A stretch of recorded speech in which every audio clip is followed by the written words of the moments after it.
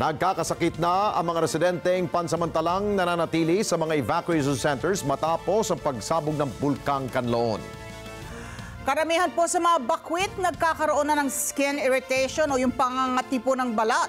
At ayon sa Department of Health, posible ring magkaroon ng mga ito ng respiratory illnesses.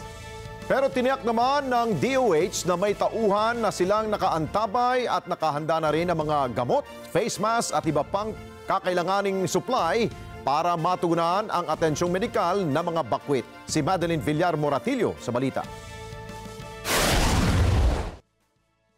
May ilang evacuee na mula sa mga lugar na apektado ng pagputok ng Mount Calaon sa Negros ang nagkakasakit.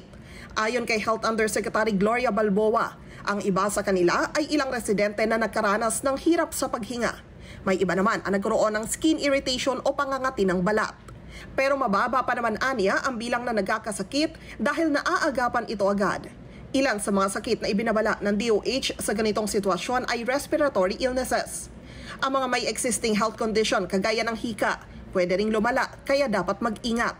Payo ni Balboa, kung walang N95 mask, pwedeng gumamit ng surgical mask pero lagyan ito ng tissue sa loob.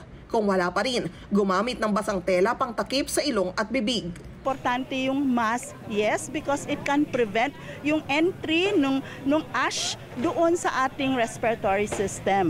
Remain inside their homes, sure, and then isarado yung mga bintana, dapat walang parang butas o ano, mas magandang takpan ng yung wet cloth or damp cloth, no, para mapigil din yung pagpasok. Kung halimbawa namang may pumasok na abo sa mata o na-expose ang balat, payo ng DOH, hugasan ito agad. Kailangan, well, with soap and water, mag-wash, okay, para mawala at hindi na siya magdidikit dun sa skin. No? I-rinse with clean water, it has to be clean din.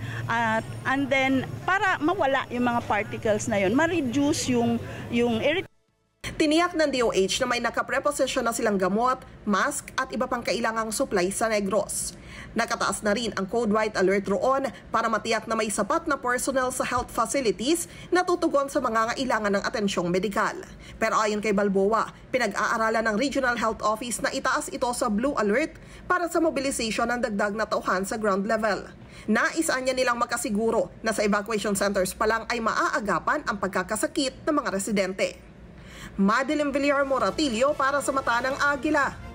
Matatag, matapang, matapat. Maraming salamat sa inyo pong pagsubaybay sa Mata ng Agila Primetime.